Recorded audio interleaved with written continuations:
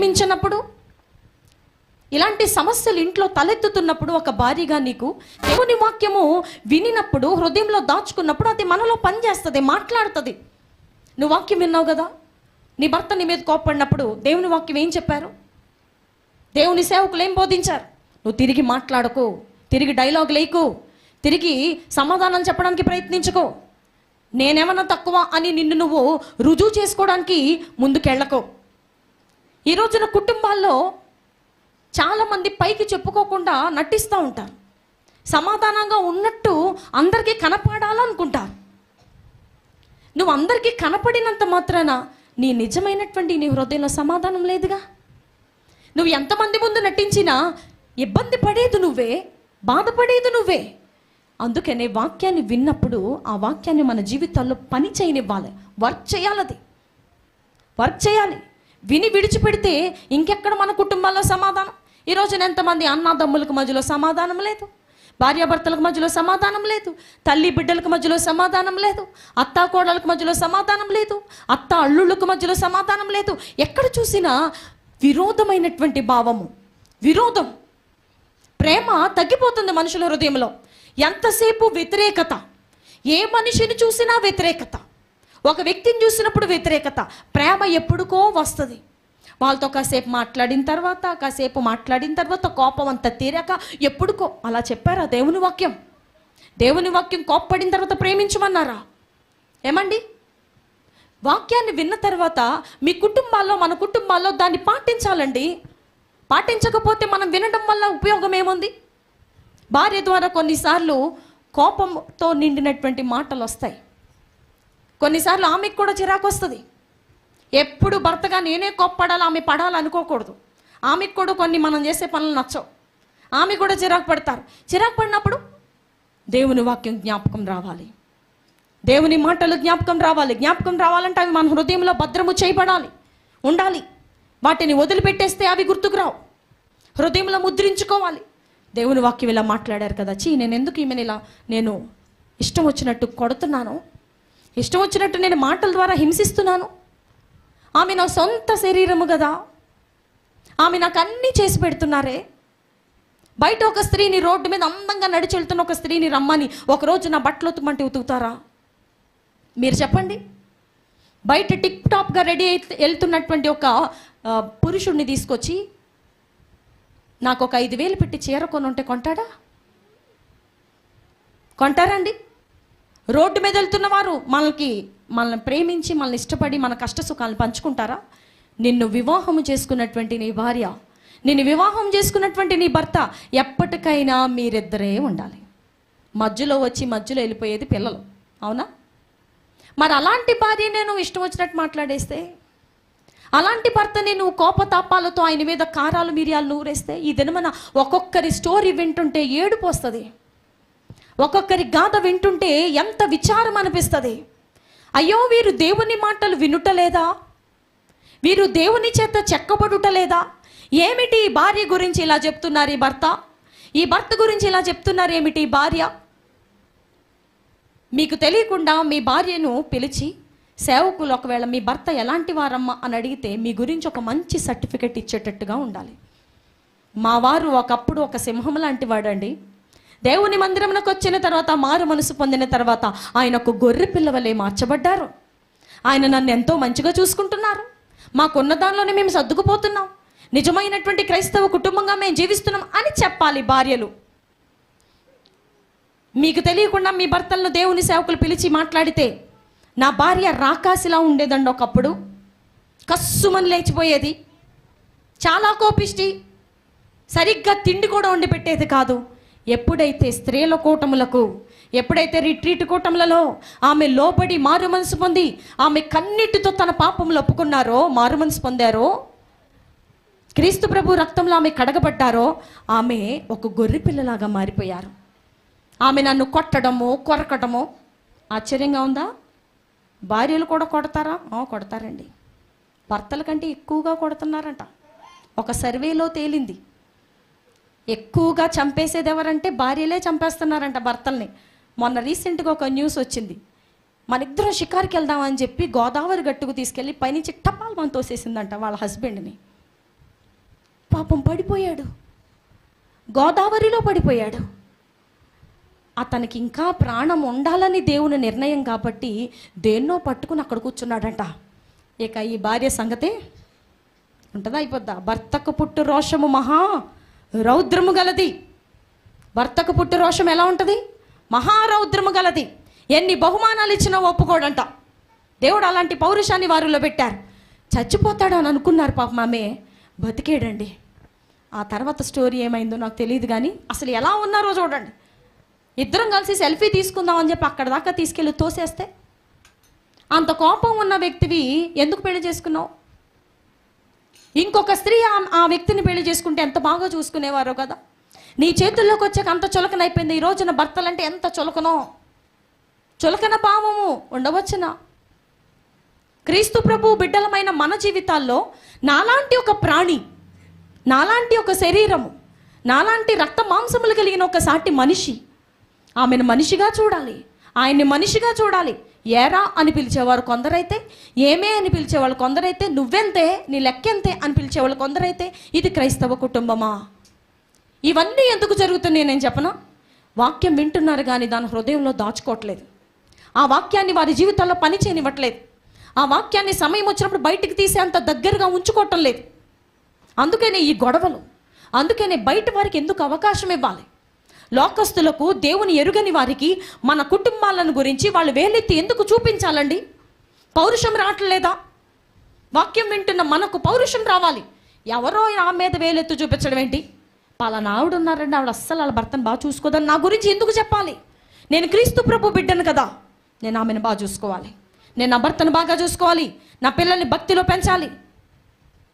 వినకపోతే విశ్వాసం రాదు, వింటే మన హృదయాల్లో క్రియ జరుగుతుంది, మన కుటుంబాల్లో సమాధానం ఉంటుంది.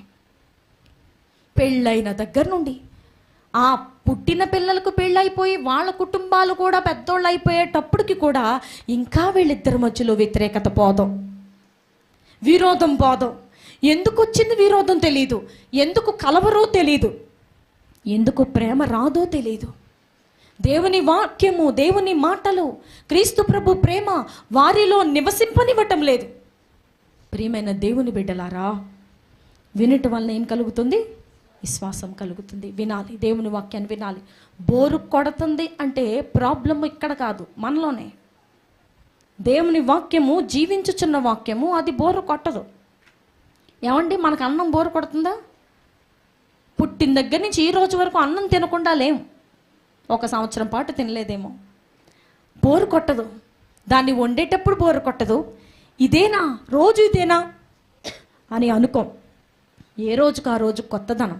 దేవుని వాక్యము కూడా బోరు కొట్టేది కాదు. దేవుని మాటలు కూడా అవి చచ్చిపోయిన మాటలు అయితే బోరు కొట్టేస్తాయి. అవి జీవించుచున్న మాటలు కాబట్టి అవి బోరు కొట్టవు. వినటం వలన విశ్వాసం కలుగుతుంది. ఆ విశ్వాసంతోనే ఈ మనిషి ప్రయాణం చేయాలి. ఆ విశ్వాసము ద్వారానే విశ్వాసి ప్రయాణం చేయాలి. అంతే తప్ప విశ్వాసాన్ని పక్కన పెట్టి నేను వెళ్ళిపోతానంటే దానికి అర్థం లేదు అని గ్రహించాలి. మనం దేవుని వాక్యంలోనికి వెళదాం. నిర్గమాకాండము, పరిశుద్ధ గ్రంథం ఉన్న ప్రతి ఒక్కరూ ఓపెన్ చేయండి. నిర్గమాకాండం 32 అధ్యాయము, పేజ్ నెంబర్ 72. నిర్గమాకాండము 32 అధ్యాయము మొదటి నుంచి చదువుకుందాం. నేను చదువుతున్నాను చూడండి. మోషే కొండ దిగకుండా తడవు చేయుట ప్రజలు చూచినప్పుడు ఆ ప్రజలు అహరోను నొద్దకు కూడి వచ్చి, లెమ్ము, మా ముందర నడుచుటకు ఒక దేవతను మా కొరకు చేయుము. ఐగుప్తులో నుండి మమ్మను రప్పించిన ఆ మోషే అనువాడు ఏ మాయనో మాకు తెలియదని అతనితో చెప్పిరి. అందుకు అహరోను, మీ భార్యలకు, మీ కుమారులకు, మీ కుమార్తెలకు చెవులనున్న బంగారు పోగులను తీసి నా యొద్దకు తెండని వారితో చెప్పగా, ప్రజలందరూ తమ చెవులనున్న బంగారు పోగులను తీసి అహరోను నొద్దకు తెచ్చిరి. అతడు వారి యొద్ద వాటిని తీసుకుని పోగరుతో రూపమును ఏర్పరిచి దానిని పోత పోసిన దూడగా చేసెను. చాలు. ఇశ్రాయేలీలు ఐగుప్తు దేశంలో నుండి బయటకు వచ్చారండి. మోషే అనే ఒక గొప్ప నాయకుని దేవుడు సిద్ధం చేసి తీసుకొచ్చి బయట పెట్టారు. ఐగుప్తులో వారు చాలా దాసులుగా బ్రతికారు. ఎంతటి కష్టతరమైనటువంటి పని అంటే, ఇటుకలు చేయాలి, ఇటుకలతో పెద్ద పెద్ద కోటలు కట్టాలి. అసలు విరామం లేనటువంటి గొప్ప పనిని ఇశ్రాయేలీయులు చేస్తూ ఉన్నారు. అయితే వారు ఒక రోజున మొరపెట్టడం మొదలుపెట్టారు దేవునికి. మేము ఈ కష్టం భరించలేకపోతున్నాం ప్రభువా, మమ్మల్ని విడిపించండి, మాకు విడుదల కావాలి, మాకు ఈ ఐగుప్తు శ్రమల నుండి విడుదల కావాలి అని ప్రార్థించినప్పుడు దేవుడు మోషే అని ఒక నాయకుని సిద్ధపరిచి ఐగుప్తు దేశంలో 10 అద్భుతాలు చేసి ఫరో హృదయాన్ని మెత్తన చేసి పంపిస్తాను అనేలాగా చేసి బయటికి తీసుకొచ్చారు. బయటికి తీసుకొచ్చి ఎంతమంది జనం వచ్చారు? 6 లక్షల కాల్బలము. ఎంతమంది?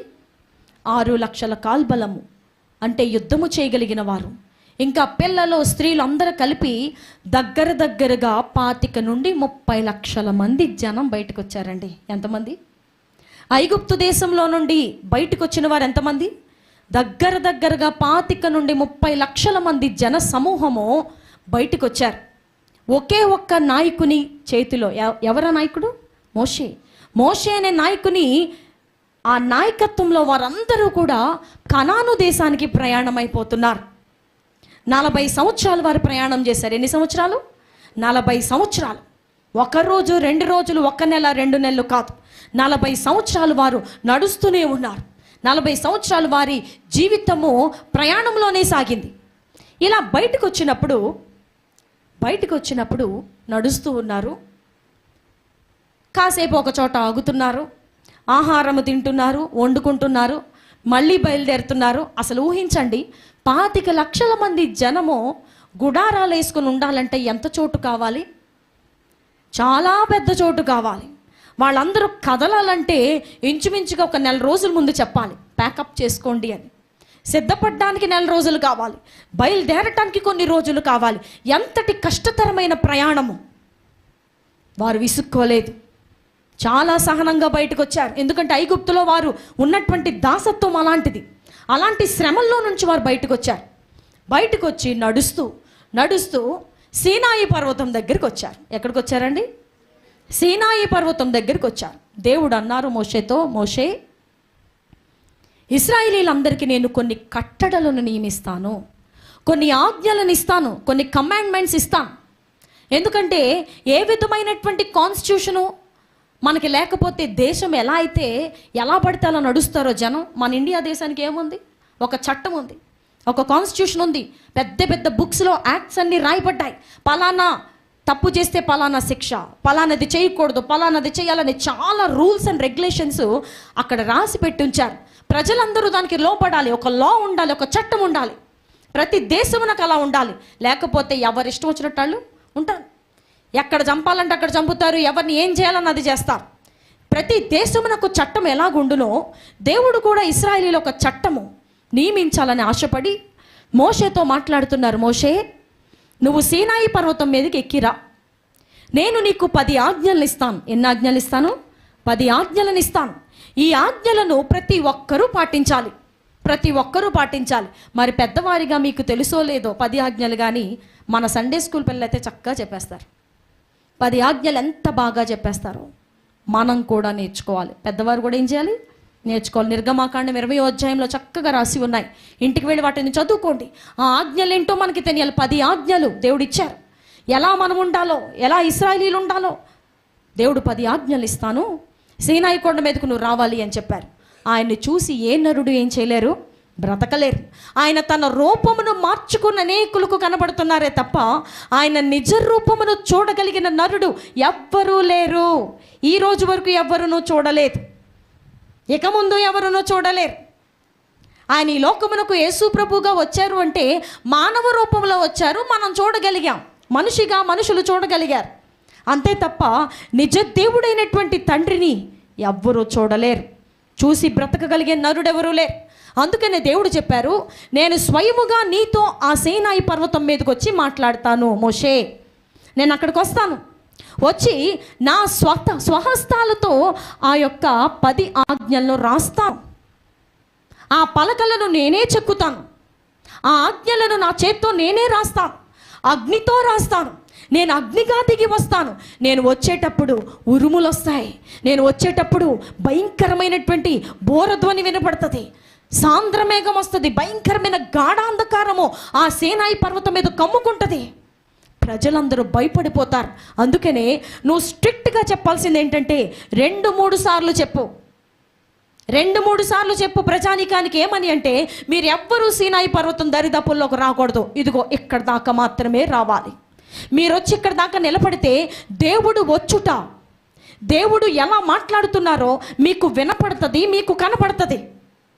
ఆయన రూపం మీకు కనపడదు, కానీ ఆయన వచ్చుట ఎలా జరుగునో మీకు కనపడుతుంది. ఆయన ఎలా వస్తానని చెప్పారు చూద్దాం. చూడండి, నిర్గమకాండము 19వ అధ్యాయము.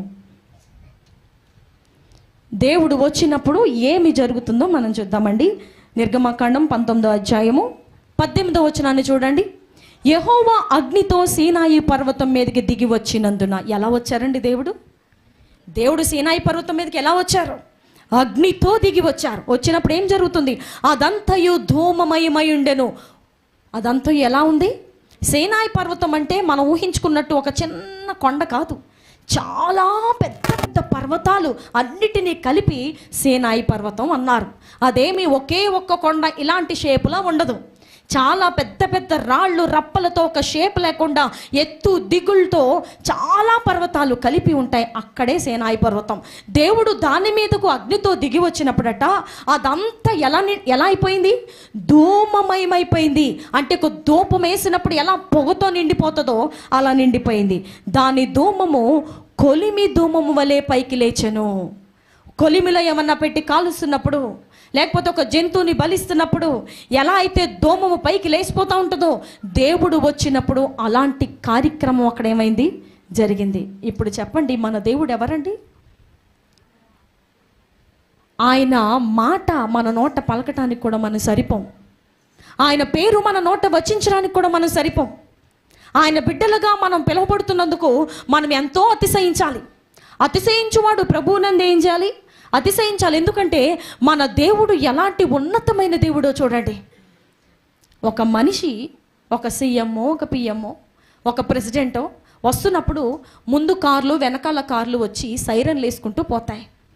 అంతే తప్ప ఆటోమేటిక్గా ప్రకృతిలో నుండి దూపం రావటం, లేకపోతే మేఘమంతా పట్టేయటం, వర్షం రావటం, ఇట్లాంటి ఆశ్చర్యకార్యాలు జరగవు. దేవుడు సీనాయి పర్వతం మీదకి వచ్చినప్పుడు ఆ ప్రాంతం అంతయు ఎలా మారిపోయింది? అగ్నితో ప్రభు దిగి వచ్చారు. కాబట్టి మన దేవుడు దహించు అగ్ని అయి ఉన్నారు.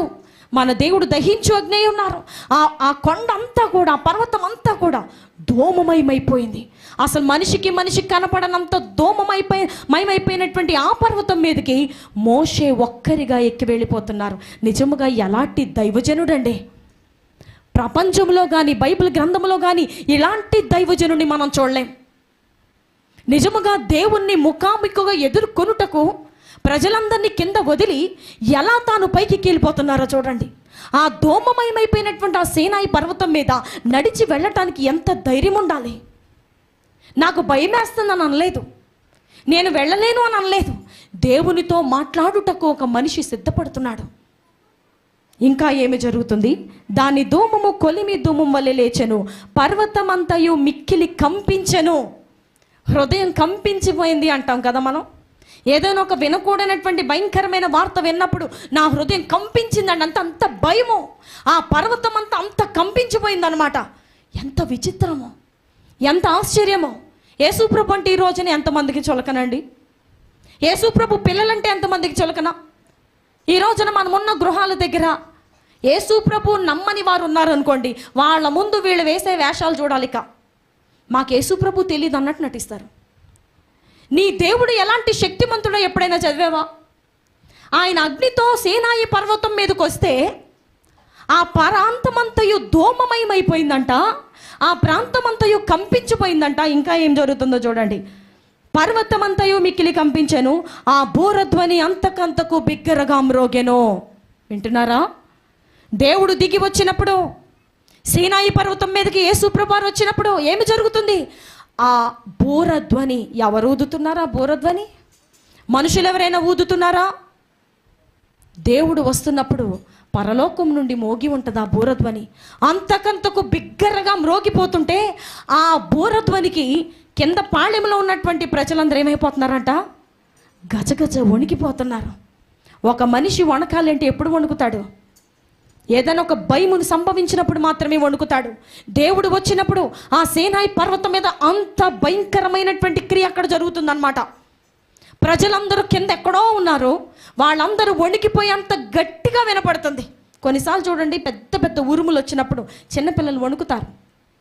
ఒక్క క్షణం ఆ బోరధ్వని అంతకంతకు బిగ్గరగా మ్రోగుతున్న కొలది కింద ప్రజలు ఏమైపోతున్నారో గజగజలాడిపోతున్నారు. నీ దేవుడు సామాన్యుడు కాదు. నీ దేవుడు నువ్వు నేను అనుకున్నట్టుగా చేతగాని దేవుడు కాదు.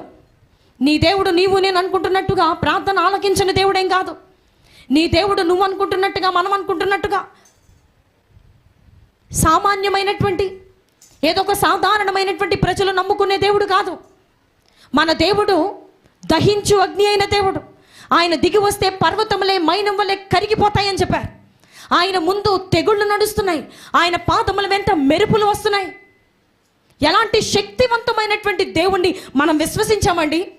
మనం నమ్ముకున్నది ఒక రాయిని కాదు, మనం నమ్ముకున్నది ఒక చెట్టు ఆకులు కాదు, మనం నమ్ముకున్నది ఒక రప్పని కాదు, మనం నమ్ముకున్నది ఒక జంతువుని కాదు. మనం నమ్ముకున్నది ఆయన నడిస్తే చాలు, ఆయన దిగి వస్తే చాలు. ఆయన ముందే తెగుళ్ళు నడుస్తున్నాయి. అంటే తెగులు ఎలా నడుస్తుంది ఆయన ముందు?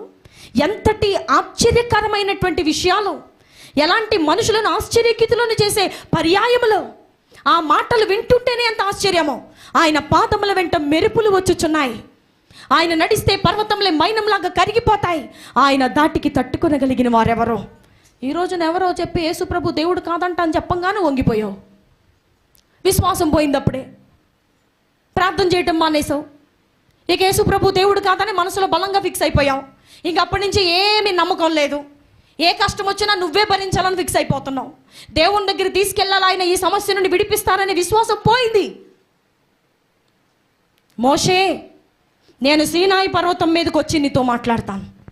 నేను వచ్చేటప్పుడు ప్రజలు ఎవ్వరూ కూడా ఆ సీనాయి పర్వతం దరిదాపుల్లోకి రాకూడదు సుమి. ఎలాంటి కండిషన్స్ పెడుతున్నారు చూడండి. ఏ ప్రభు వస్తే మాత్రం రాకూడదా? యేసుప్రభుని అక్కడ దిగి వస్తే ప్రజలు వస్తే తప్పేంటండి? ఆయన తన యొక్క మహిమను, ఆయన తన యొక్క శక్తిని, ఆయన తన యొక్క విలువను అంత సులువుగా మనుషులకి ఇవ్వాలనుకోలా. నేను వచ్చేటప్పుడు ఎవ్వరూ కూడా, ఏ జంతువు కూడా సీనాయి పర్వతాన్ని ముట్టుకోకూడదు. ముట్టుకున్న వెంటనే చచ్చిపోతాడు. ఏ మనిషి ఒకవేళ ఏమవుద్దులే, దేవుడు వచ్చారు, అదుగు అక్కడ కనపడుతున్నారు, నాకు ఆ దోమం అక్కడ లేస్తుంది, ఆ శబ్దం వినపడుతుంది, ఆ బోరధ్వని మోగుతుంది అంటే ప్రభు వచ్చి మాట్లాడుతున్నారు, నేను దగ్గరికి వెళ్ళి ఆ కొండను ముట్టుకుంటానని ఎవరైనా ధైర్యం చేస్తే వెంటనే చచ్చిపోతాడు. ఎలాంటి శక్తివంతమైన దేవుడు అండి.